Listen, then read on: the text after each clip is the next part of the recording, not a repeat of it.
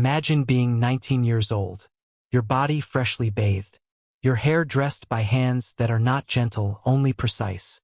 You are wrapped in silk chosen by someone else, adjusted by servants who never meet your eyes. You were told you were being summoned for service. You were told it was an honor.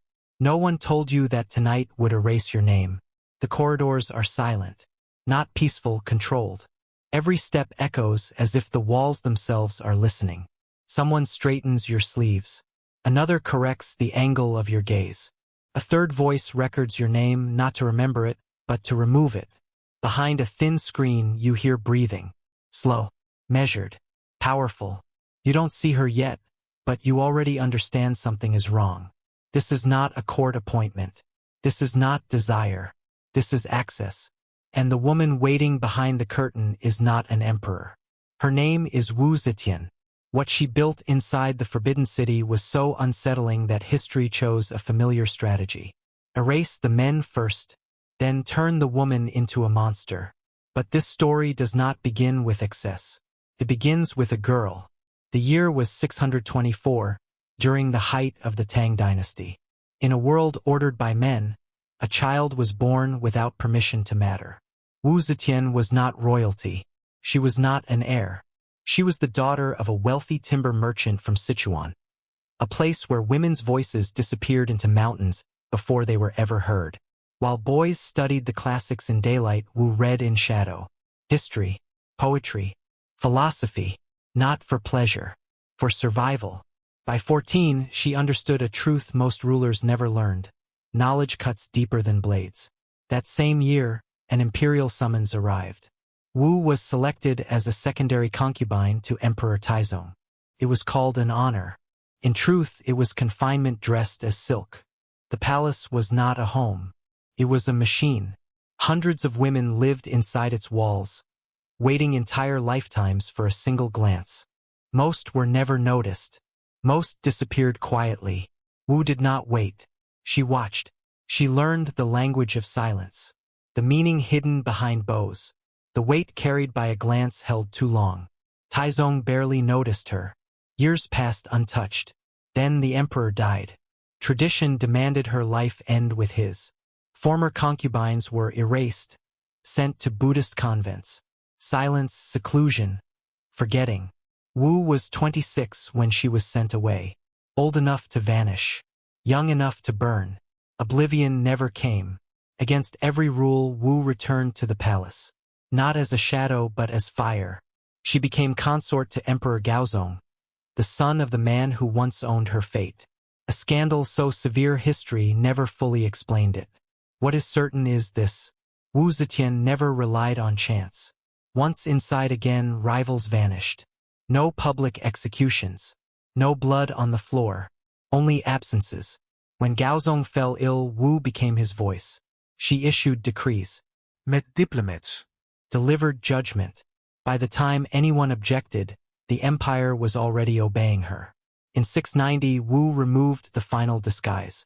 She declared herself Empress of China. Not regent. Not co-ruler. Sole souveraine. The Confucian order shattered. Texts no longer applied. Wu Zetian was not a flaw in the system. She was its inversion. She ruled efficiently, promoted talent over blood, reorganized ministries. But her most radical decision was not written in law. It was made in private chambers. Wu understood something no ruler before her dared to admit. The body had always been political, so she chose a different one. This was not pleasure. It was control.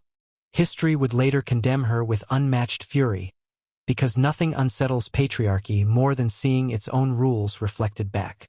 Emperors kept vast harems. That was tradition. That was politics.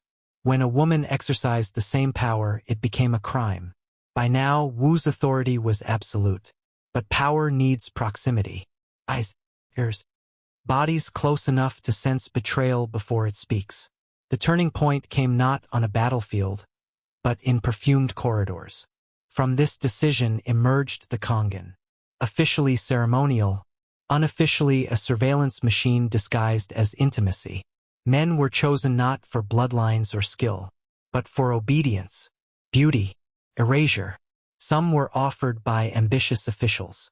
Others were collected by quiet agents sent into the provinces. Each man was trained not only in intimacy, but in listening, observation, memory. To belong to the Kongan was to become the empire's senses wrapped in silk. The first to rise was Xuehuai, born without title, elevated without restraint, ordained as a monk to legitimize his presence. He became Wu's shadow, builder of monuments, humiliator of ministers, until power devoured him. After setting fire to the Hall of Light, his protection vanished. He was killed, his name erased. No mourning, no epitaph. Others followed, some ambitious, some silent. Then came the Zhang brothers, young, educated, ruthless. They became gatekeepers of the empire. No decree reached the empress without passing through them. For Confucian elites, this was unbearable. Not because it existed, but because it worked. Desire became policy. Intimacy became surveillance. By 699, the Kongan was institutionalized. Ranks, duties, records. There was no romance, only strategy. Wu Zetian did not sleep with men. She slept with information. As age took her body, power slipped into others' hands. The Zhang brothers became the system itself. And systems rot. The palace turned inward. Rumors sharpened. Fear thickened the air. Wu refused to fade quietly. That was unforgivable. In 705, the palace gates closed. Armored footsteps replaced music. The Zhang brothers were seized and executed without trial, their heads displayed as warning. Wu Zetian was forced to abdicate, not by swords but by ink. She died soon after, quietly, deliberately forgotten. Her decrees were annulled, her consorts erased, her legacy rewritten. She became a monster in history, a witch, a scandal, not because she ruled badly, but because she ruled too well. Her tomb bears no inscription, only silence, because silence is safer than truth. And the truth is this: Wu Zetian proved that power has no gender. History does. Wu Zetian's death did not end her punishment, completed it, because for powerful women, death is never the final verdict. Memory is. After her burial, the Tang court moved faster than any army ever had. Edicts were revised, chronicles rewritten, names scratched out like stains on silk. Her reign was not debated. It was disinfected. Officials who had risen under her were quietly reassigned or removed. Documents bearing her authority were reissued under male names. Reforms that had stabilized the empire were preserved, but her authorship was erased. The state wanted the results without the woman. And then came the stories. Not policies, not governance. Stories. Wu Zetian became the empress of excess, of lust, of uncontrollable appetite. The Kongan was no longer a surveillance institution. It became, on paper, a brothel. Her consorts were no longer administrators or emissaries. They became toys. Numbers began to grow with every retelling. 100 men, 1,000, 3,000. Fear always exaggerates what it does not understand. Confucian scholars sharpened their brushes. They framed her desire as illness, her authority as perversion, her ambition as proof of natural disorder. And the message was clear: this is what happens when women rule. But notice what was never condemned. No chronicler questioned emperors who kept massive harems. No historian counted the girls taken from provinces every year. No moral outrage followed men who traded intimacy for loyalty. Male excess was framed as stability, female excess as collapse. This was not morality. It was containment. For centuries, her image hardened into doctrine. In textbooks, she became a warning. In folklore, a witch. In poetry, a distortion. Yet cracks remained. Because censorship is never perfect. Fragments survived. A decree promoting a farmer's son to office. A legal reform protecting widows' property. A border stabilized without war. Too precise to be invented. Too effective to dismiss. And slowly, historians began to ask a dangerous question.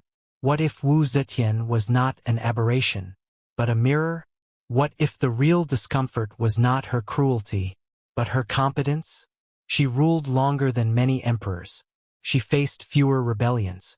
She stabilized succession in a collapsing system. But she did it without apologizing for being a woman. That was unforgivable, because patriarchy can tolerate power, as long as it looks familiar. Wu Zetian did not imitate men. She exposed them. She used the same tools, the same structures, the same logic. And when those tools were placed in female hands, history panicked. So it rewrote her.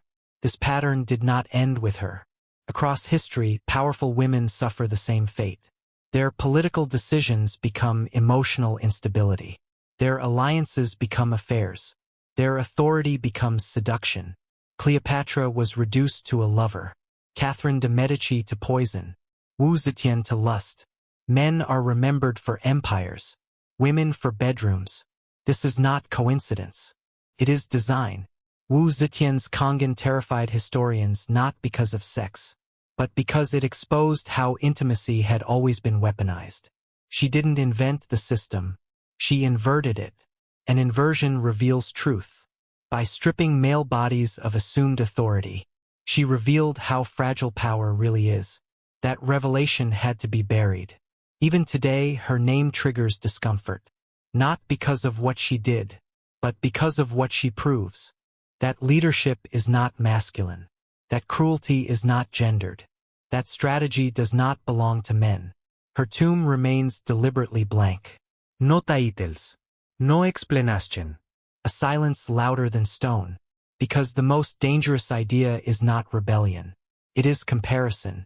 Wu Zetian forces us to ask, if her actions were unforgivable, why were the same actions celebrated in men? History never answered that question, changed the subject. But silence does not erase truth, preserves it. And every time her story resurfaces, the official narrative trembles. Because Wu Zetian was not destroyed by excess. She was destroyed by clarity. She showed what power looks like, when stripped of gender. And for that, history ensured she would never be allowed to rest.